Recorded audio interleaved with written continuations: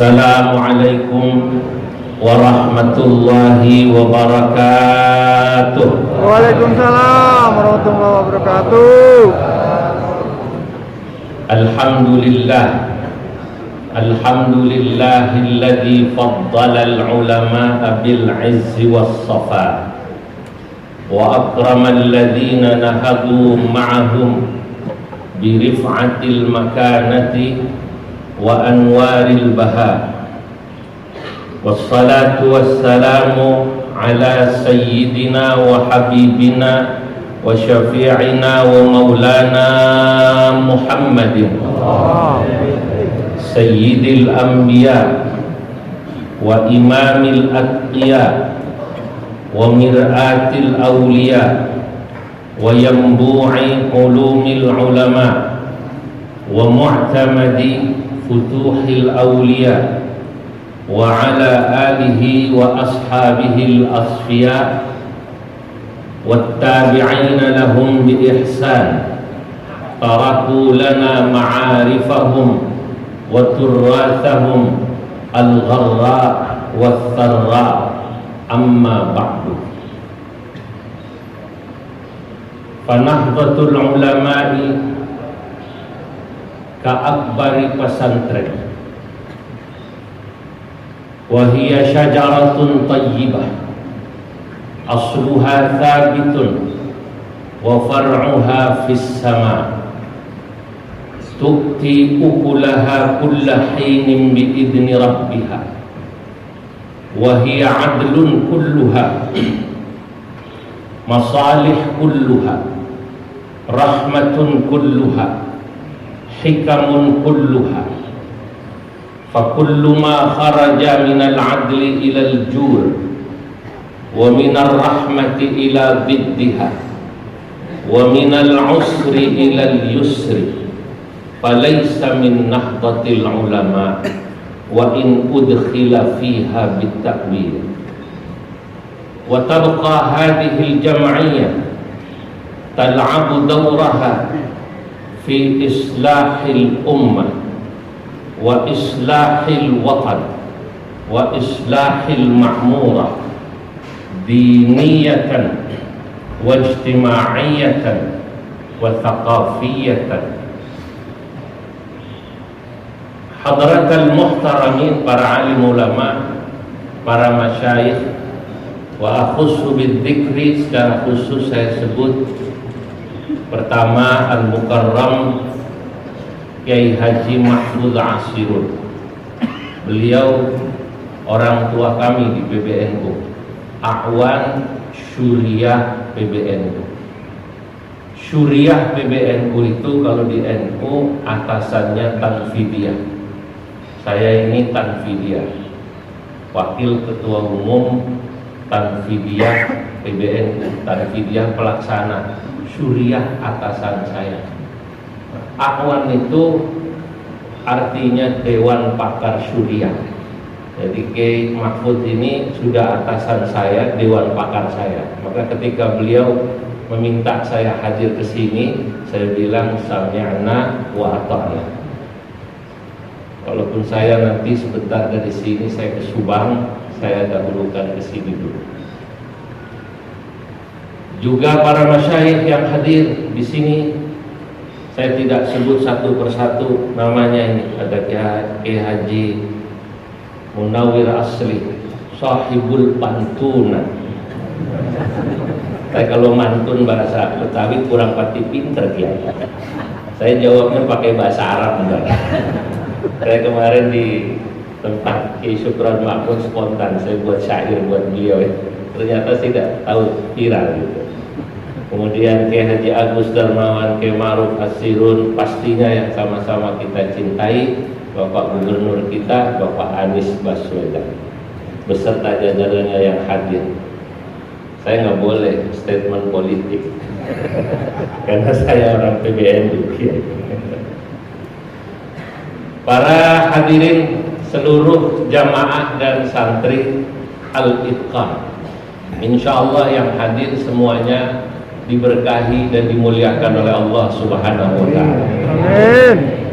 Di pagi yang mubarak ini alhamdulillah kita semua dapat hadir acara milad pesantren Al-Itqan. Kalau kiainya masih hidup memang milad ya. Kalau udah meninggal baru khol gitu. Milad yang keberapa ini? 30. 30, Masya Allah. Beliau ini mendirikan pesantren 30 tahun. Saya katakan tadi dalam mukadimah saya, NU itu adalah pesantren besar. Karena memang NU itu didirikan oleh seluruh pesantren ulama-ulama. Dan kalau sudah bicara pesantren, pasti semuanya ada hubungan dengan Nahdlatul Ulama. Hubungan apa? Hubungan sanad dan hubungan keilmuan. Karena pesantren-pesantren di Indonesia ini seluruhnya nyaris semuanya pasti mengkaji kitab-kitab yang dikaji atau yang ditulis oleh ulama-ulama yang menjadi gurunya pendiri NU.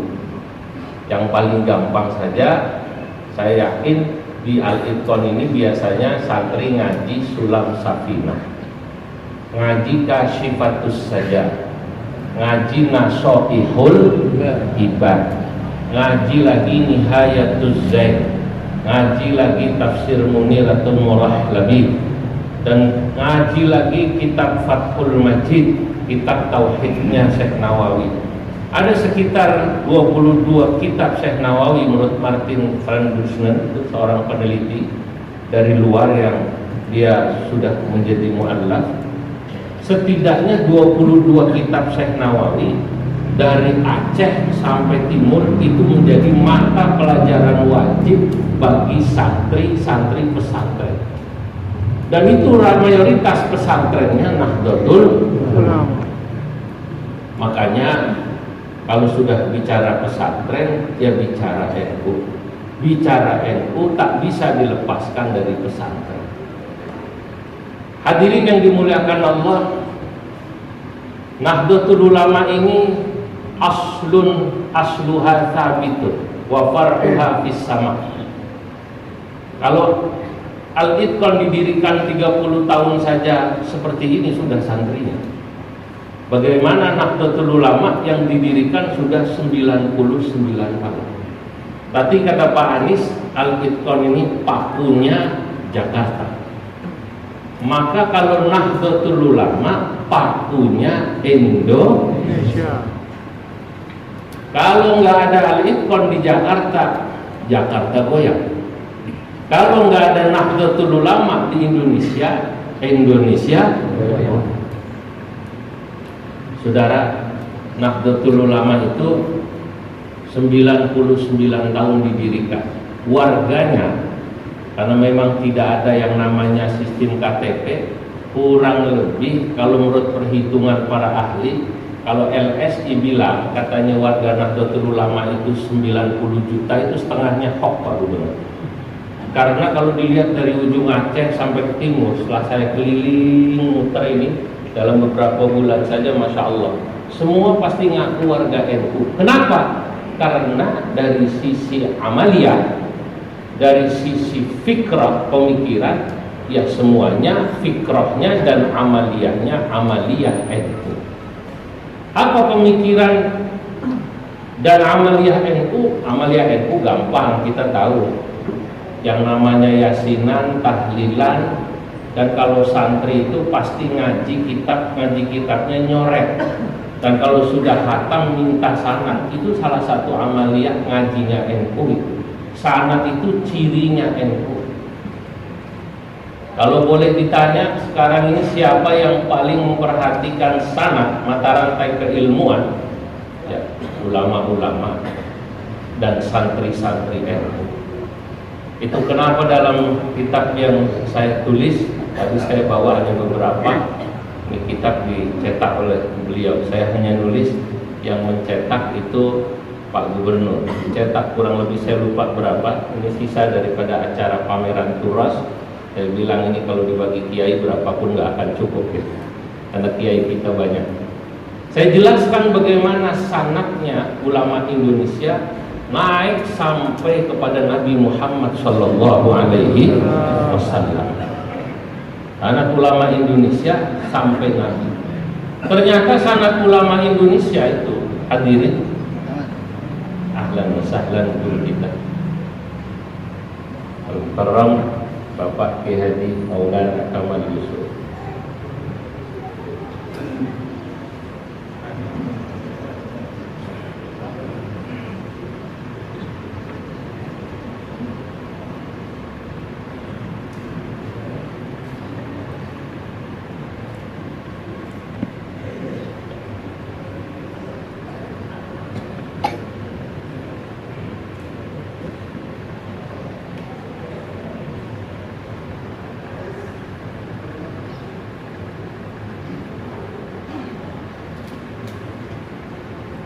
Ternyata sanad ulama Indonesia itu semuanya, dari mulai zaman sekarang kita ini, zaman saya, zaman Ki Mahfud, zaman Ki Maulana Kamal Yusuf, itu insya Allah boleh dikatakan rata-rata naiknya kepada Syekh Mahfud Termas. Syekh Mahfud Termas, Syekhona Khalil, dan pasti kepada Syekh Nawawi Albani. Sementara Ki Hasyim Asy'ari pendiri NU dan juga Kiai Ahmad Dahlan pendiri Muhammadiyah itu muridnya Syekh Nawawi Al-Bandani, sama-sama ngaji di Mekah.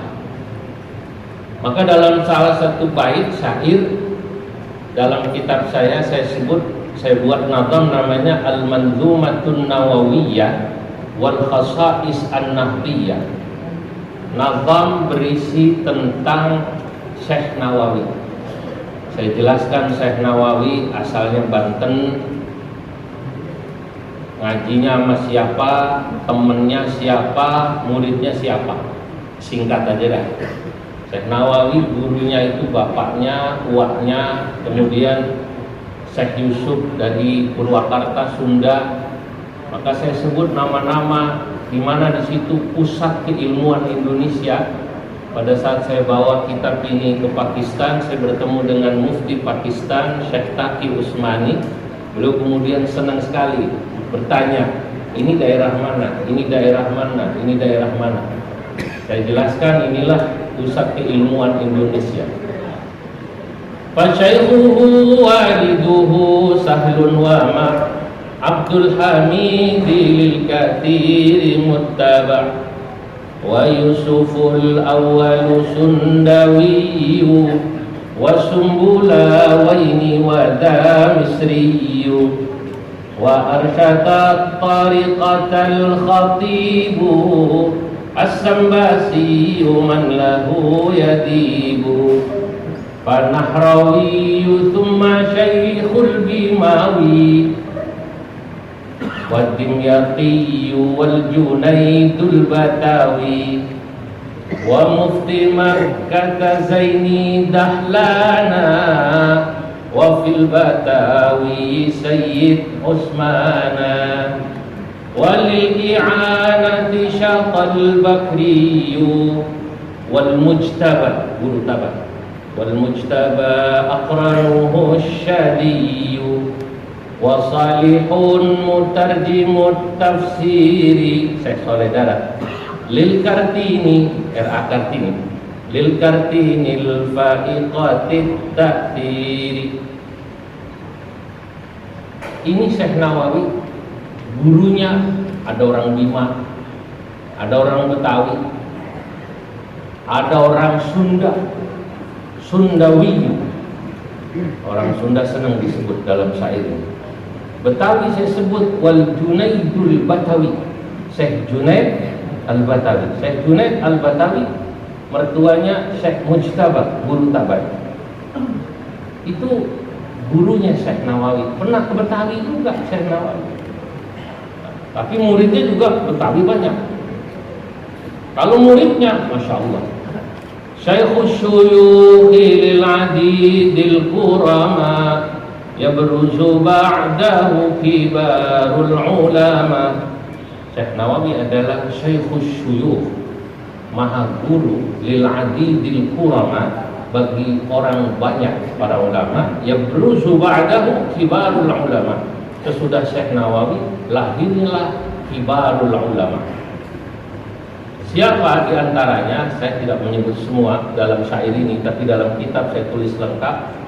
Fattarmasi wal Khalilu dzul athar wa Asnawi man bihi jullu i'tabar min caringina wa minal qudusi Abdul Qadir sahibud durusi wa Zainuddin wa Abdul Karim wa Aliul Habsyidabul Hakimi wa syarraha minhajal abidina ihsanu jampasil khiyaru fina. Ihsan jampasil, kitabnya apa? Sirajul Talibin ala minhajil abid. Saya Ihsan Jampas murid. Nah, baru pendiri NU dan Muhammadiyah. Ayahnya Buya Hamka itu muridnya Syekh Nawawi, namanya Syekh Abdul Karim. Hamka Haji Abdul Malik bin Abdul Karim. Singkatannya apa namanya? Hamka. Bapaknya Buya Hamka muridnya Syekh Nawawi. Syekh Ahmad Khatib Al-Minangkabawi muridnya. Syekh Ahmad Dahlan saya sebut muridnya. Baru saya katakan Muhammadiyatun bidahlan tashar wa nahdhatun bihashimin qad ishtahar. Ini nadam bait ini yang paling saya suka. Tokoh-tokoh Muhammadiyah salaman, terima kasih. Kami ini Ki Ahmad Dahlan diaku muridnya Syekh Nawawi. Muhammadiyatun bidahlan tashar wa nahdhatun bihashimin qad ishtahar. Muhammadiyah bidahlana oleh Ki Haji Ahmad Dahlan intasyara far'uha, menyebarlah cabangnya. Wa nahdhatun, sementara Nahdlatul Ulama bihashimin oleh Kiai Hashim Asy'ari qad ishtahar, sungguh telah masyhur si Tuhan, suaranya, keterkenalannya.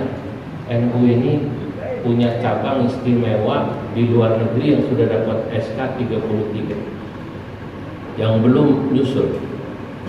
Saya kebetulan diamanai menjadi wakil ketua umum PBNU bidang keagamaan, yang ngurusi bahsul masail, fatwa dan lain-lain keagamaan, dan juga bidang hubungan kelembagaan internal maupun eksternal. Itu NU di luar negeri luar biasa besar. Di Belgia sudah punya Islamic Center, kita beli. Di sana masjid kita buat Islamic Center. Di Belanda, di Inggris, di Amerika begitu juga. Dan kita tahu saudara-saudara, Nahdlatul Ulama begitu kenapa diterima di luar negeri dan juga di Indonesia, karena fikrah dan amaliyahnya. Saya ingin menjelaskan di sini, kalau ada satu dua tokoh atau pernah jadi pengurus NU yang komentar atau bicara mungkin dianggapnya kurang pas, itu jangan kemudian kita lalu dianggap NU seperti orang itu. Karena apa? Karena NU punya paham, kata saya. Kemarin saya diskusi dengan Kiai Syukran Mahmud. Beliau berpesan pada saya, tolong Ustaz Zulfa, saya titip NU agar begini. Semua saya dengarkan. Sami'na wa ata'na, karena Kiai Syukran Mahmud itu ketua LDNU pada masanya, ketua lembaga Nahdlatul Ulama pada masanya. Luar biasa beliau. Sesudah panjang apa yang beliau sampaikan, saya bilang, Pak Kiai apa boleh yang tadi Pak Kiai sampaikan itu saya buat dalam satu syair atau qasidah, kurang lebih 12 bait. Saksinya langsung ada Kiai Mahfud Asirun di depan beliau dan saya. Tapi yang ini nggak direkam, yang direkam yang saya mau pamit itu. Saya langsung jelaskan bagaimana kalau NU itu seperti ini. Beliau tetap Bagaimana NU itu? Kata saya, wa habbadat tariqatan nahdiyah tahdi ila fikratiha samiyah. Alangkah indahnya Nahdlatul Ulama itu, tahdi ila fikratiha samiyah, karena NU mengajak kita kepada fikrah dan pemikirannya as-samiyah, yang unggul. Apa pemikiran NU? Pertama, saya ingin jelaskan pada kesempatan ini supaya santri-santri dari kecil memahami tentang ya pesantren ya NU ya pesantren. Makanya nanti akan beda orang yang ber-NU secara online dengan yang offline. Kalau orang yang dia ngaji di pesantren, ngelihat kiainya, oh fikihnya Syafi'i tapi menghormati madhab lain, oh tauhidnya Asy'ari, oh kemudian tasawufnya ngikutin Imam Ghazali dan Imam Junaid. Kalau orang yang di pesantren lama, maka insya Allah dia memahami NU secara tatap muka.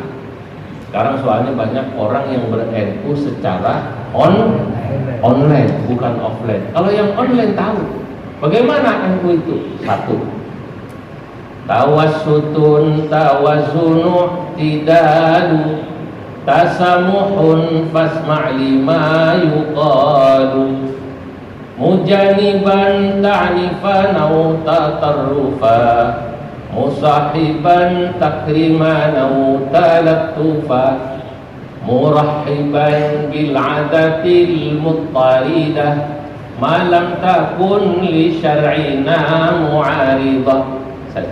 Saya dikit dulu karena ini diskusi dengan Kiai Syukran. Dia bilang untung yang dakwah di Indonesia, kata Kiai Syukran kemarin, adalah ulama-ulama yang pahamnya Aswaja, Wali Songo, ya yang pahamnya ya paham NU lah.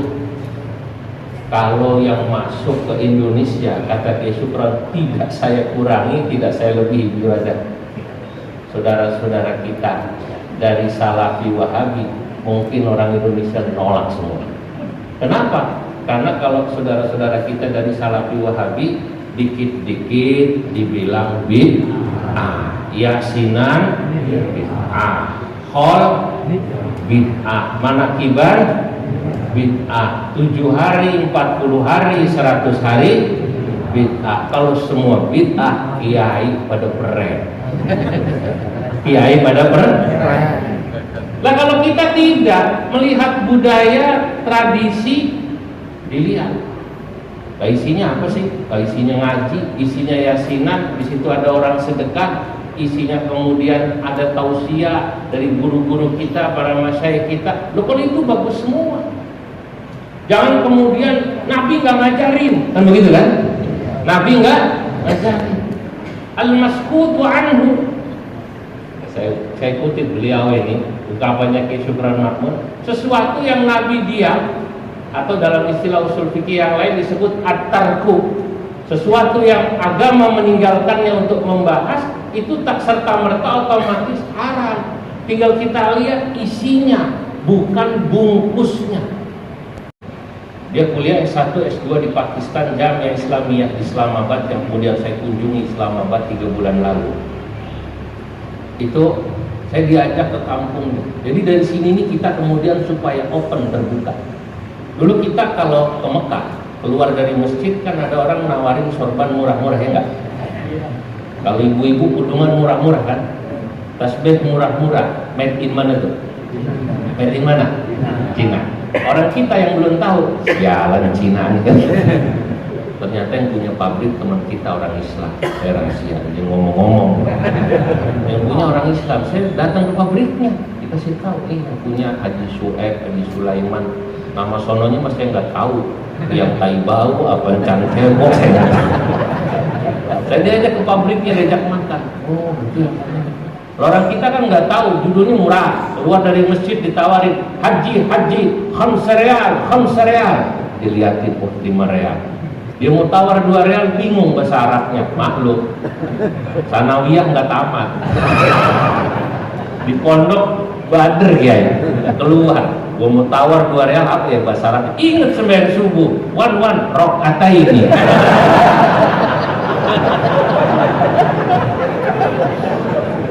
Ini namanya bahasa Arab salah paham. Dia ngomong salah sebenarnya, untung yang dagang paham, gitu namanya. Ini bahasa Arab salah paham. Begitu dia bilang rakaat ini, kata yang dagang, la. Salat rakaat fardhan lillahi ta'ala, Allahu Akbar. Kalau lu mau 3 real, cuman dia tahu, dia orang gak ngerti kalau dibilang salat real, dia bilang salat rakaat fardhan lillahi ta'ala, Allahu Akbar. Orang murid itu sapi jawab mustaqbilal qiblah lillahi ta'ala. Nah, pas ke Cina itu saya sholat di masjid tua di Lancu. Di sana sholat Jumat tuh asik, dikumpulkan di satu masjid banyak, dan satu kota satu. Masjid-masjid kampung nggak bikin Jumat, jadi syiar Islamnya top. Wali kotanya Muslim, tapi ketua partai komunis. Nah di sana partai cuma satu, ya nggak boleh yang lain, cuma itu ketua partai komunis. Tapi ya Islam, yang jagain yang komunis sholat banyak sekali. Saya tanya itu sama teman saya, Dr. Abu Bakar, kam takriban yani adadul musallin fi hadzal masjid. Ini berapa nih yang sholat kira-kira? 100.000 lebih. Masya Allah.